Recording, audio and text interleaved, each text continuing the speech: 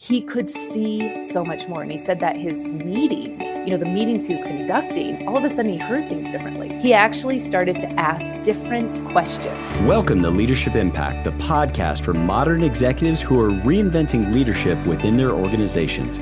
With your host, executive leadership coach and CEO of the Granger Network, Kari Granger, and me, Paul Adams, CEO of Sound Financial Group. This is episode 4 of our 4-part series on momentum. Are you leveraging your stance? Hey, welcome back to the Leadership Impact. I'm Kari Granger, and today's episode is how to intervene in performance by leveraging your stance. And what the heck does that mean? Well, a few years ago, I discovered my clients could completely alter the way that they see their situation, the way that they act and interact with their situation simply by standing differently. And this was huge because I would be on the phone with my clients for like an hour and we'd go through this whole analytical process.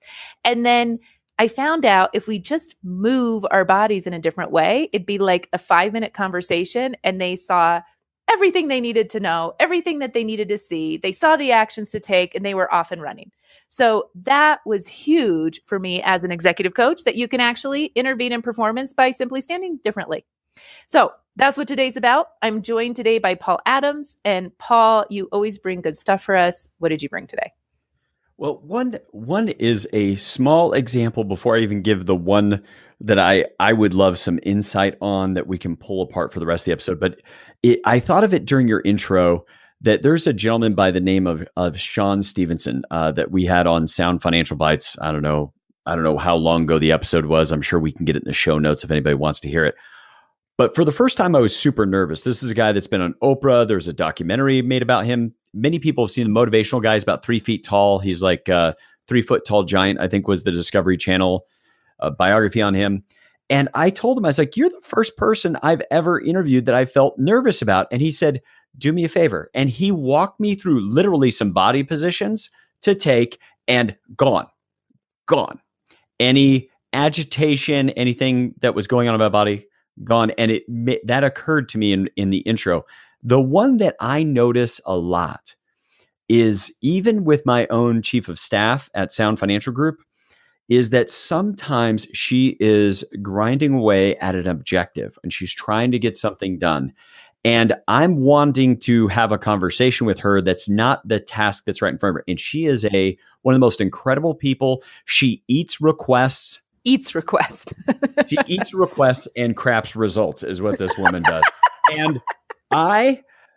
But the drawback is I need her insights and knowledge sometimes that aren't about taking the target right in front of her. Instead, they're about, I need her not even at 30,000 feet, just get up to 5,000 feet with me.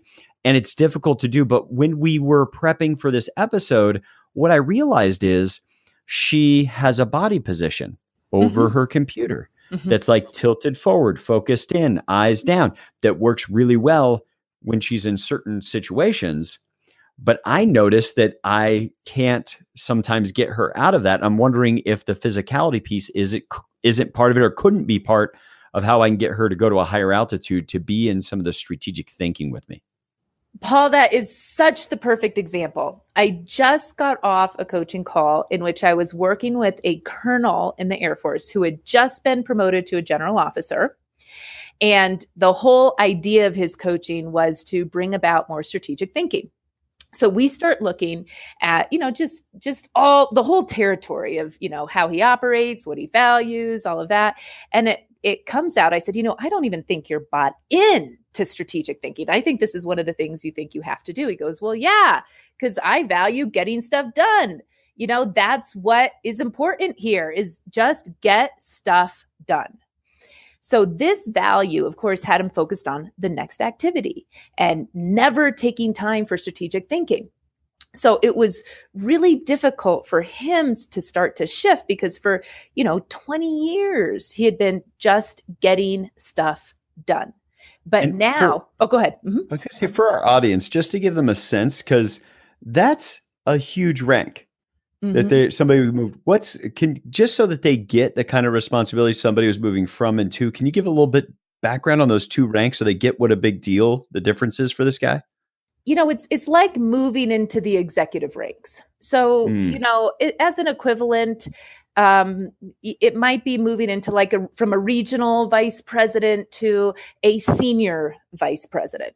got it. And in some companies, maybe even into, yeah, like an executive VP as a 1 star, pretty, maybe close to the C-suite. Yeah. So that's kind of it's an ish equivalent. Okay. So it's Yeah, just a big deal.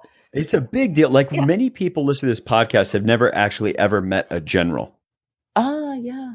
Yeah. Right. And that's the world you swim in every day. Mm. But on top of it, that now the things he was accomplishing before and the things he's accomplishing now also involve life or death. And I heard a story Yeah. about an executive that came out of the military ranks at that kind of rank level. And what he said was, I decided I wasn't going to be too stressed about business because nobody was going to die based upon my decisions anymore. Right. And so just I want our audience to get the consequences you go deeper into the shift for this guy. Yeah, for real, life or death decisions. These guys are making the big strategic moves. Right. So it's critical that our general officers can think strategically.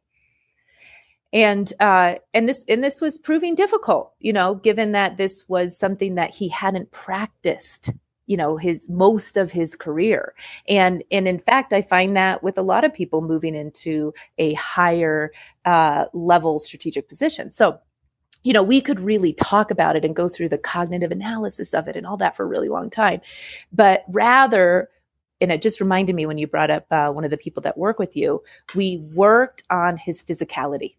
So when I looked at him, I noticed that he gravitated towards, kind of a forward stance, what you were saying, like leaning over the computer. His eyes were narrowed, right? His vision was narrowed, and when you're forward in your stance and you're focused, you're like gonna get that thing that's right in front of you done. You don't see the bigger picture because you're posed for action. You could imagine like the Mission Impossible song going on, like do do do do do do, that one, right? Mm-hmm. And that is what he looked like in his physical disposition. So what we did is we moved his body and we moved him so that he was, rather than being forward and not all the way back, but we moved him so he was kind of standing center. Right. So he wasn't too forward. He wasn't too back, like he's afraid of the future, but he was really in a neutral place. So a lot of times if you watch, like how does the bottom of your feet feel, you'll notice that you either stand back on your heels or forward on your toes. But we had him so we could actually feel the whole length of the bottom of his foot. And then we moved his shoulders back so that his chest was really open and wide. And we moved had his center of gravity down, very stable, like almost as if he was sitting on a tripod. And we relaxed his jaw, relaxed his shoulder. And what he noticed is he simply, by standing in this different way, he could see so much more. And he said that his meetings, the meetings he was conducting, all of a sudden he heard things differently. So he wasn't in his meeting like, what's the next action? He actually started to ask different questions, rather than what needs to get done. He'd ask, what's the bigger outcome that we're trying to go after here? What do those people think is going on? So he started to ask different questions just by standing differently. So I think when you ask, could I maybe move, could we maybe even shift the way that my colleague is interacting with me by shifting her body? I think you can. Well, and I'll tell you what I've done just since we floated the idea of this episode is what I've just happened yesterday. I talked to our chief of staff and she's getting something done, something critical she was posting to our website or something. She's finishing something up. And I said, hey, can we go on a quick walk? Mm-hmm.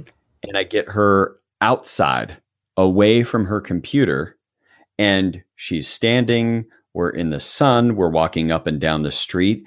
And her receptiveness to think strategically changes wildly. If I don't have her in front of a computer because she defaults inside with her Microsoft Surface, she's getting, that is her tool to get things done.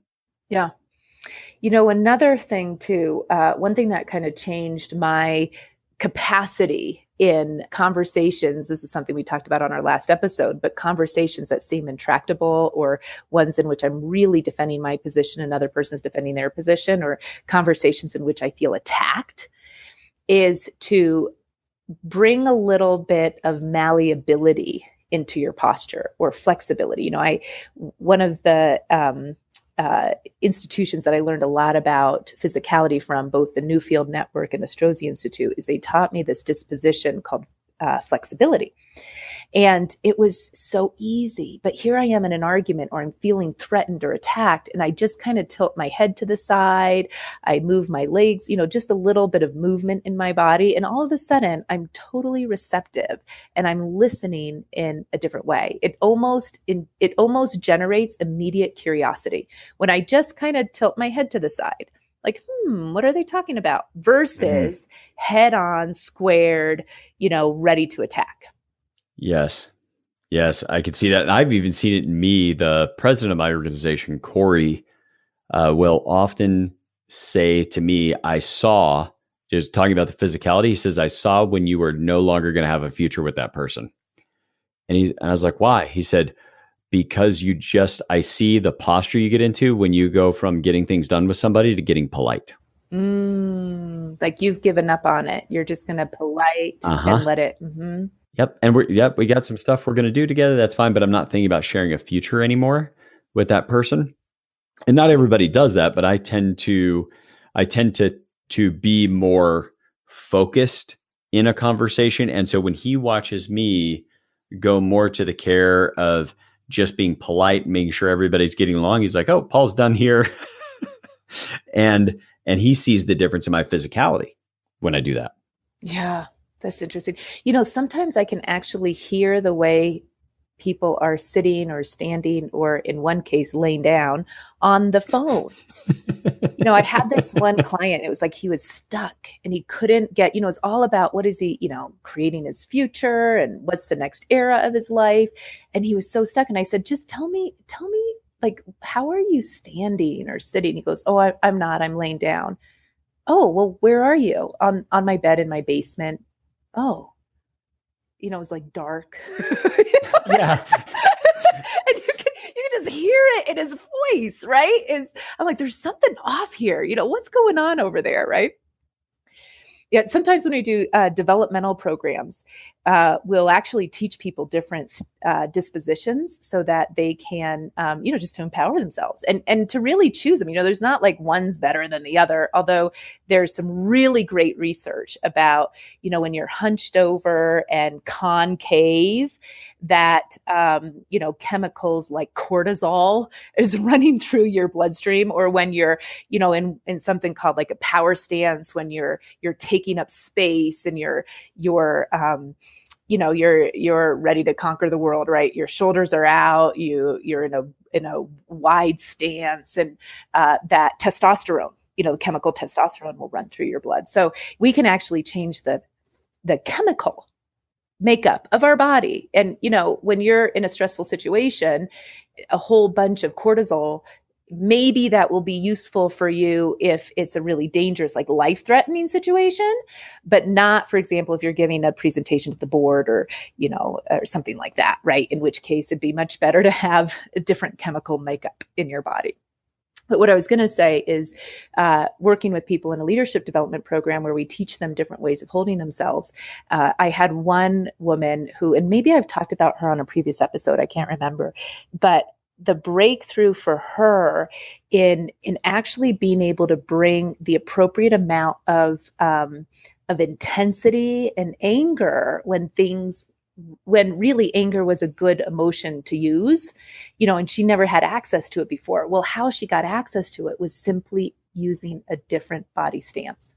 And when she could access anger as an intentional tool, when it was appropriate, as contrasted with appeasement and, when anger was really appropriate, but she got there through altering her physical stance.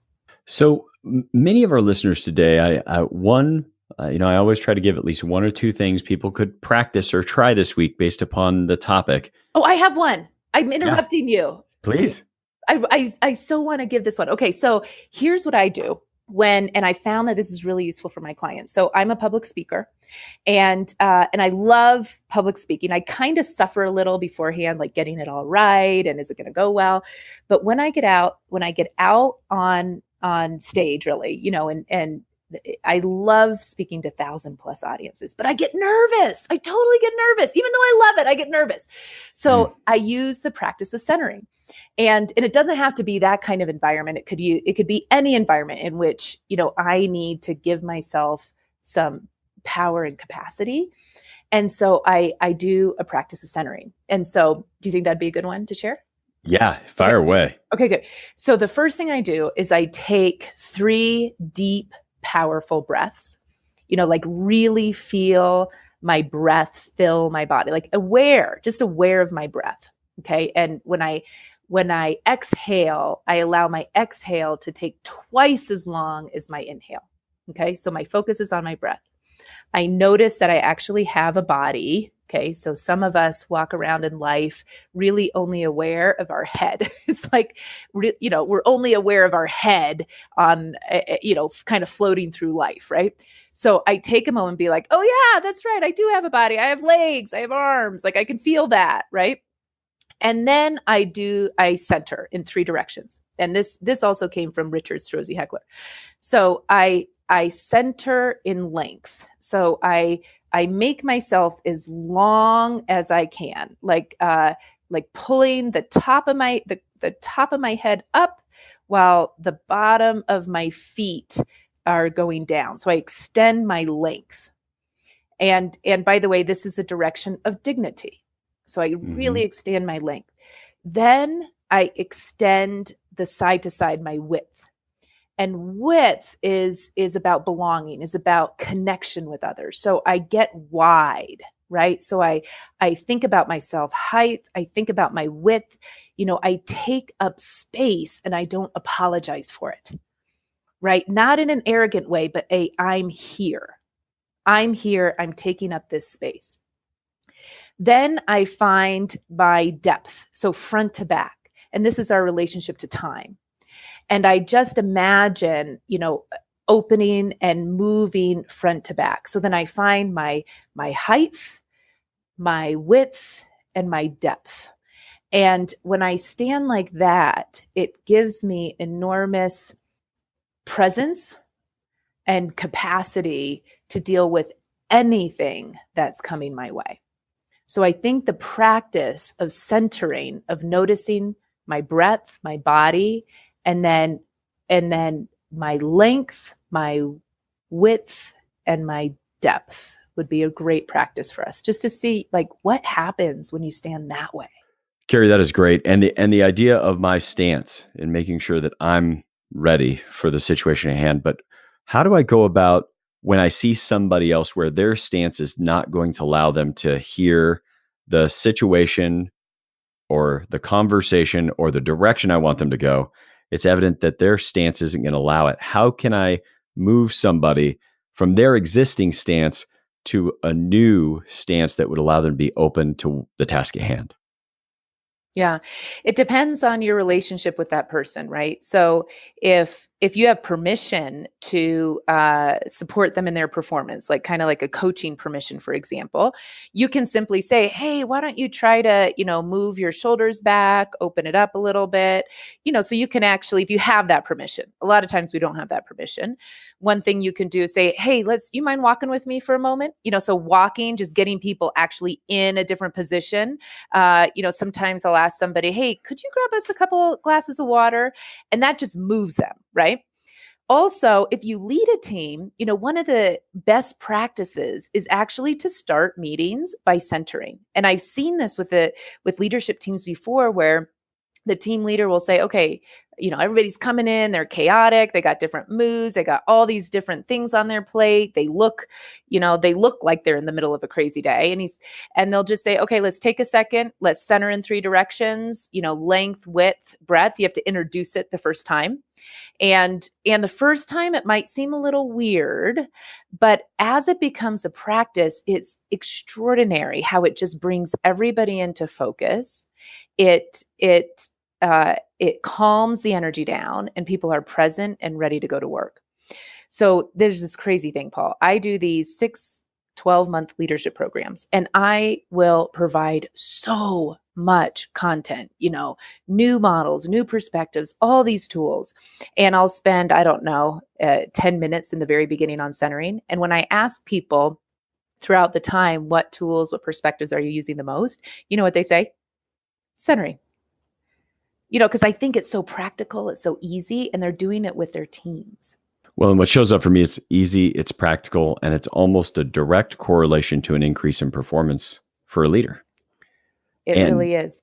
And I'm often thinking as we go through these podcasts, what are the things people can take away that they can implement today? So they're driving, listening to this podcast on their way into the office, is that idea of just pausing for 30 seconds, a minute ahead of time, centering themselves physically and then mentally for whatever the next meeting might be, rather than what we tend to do is jump right from one to the other. Invest that 30 seconds or a minute to get yourself centered.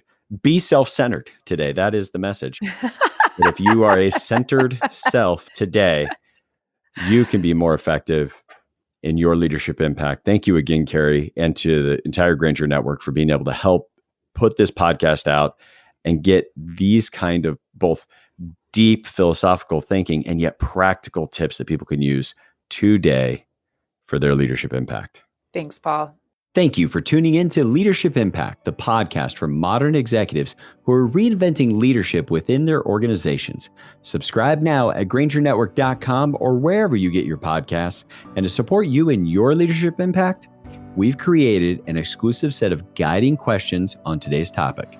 Just text the word physicality to 900-900 and you'll receive the link.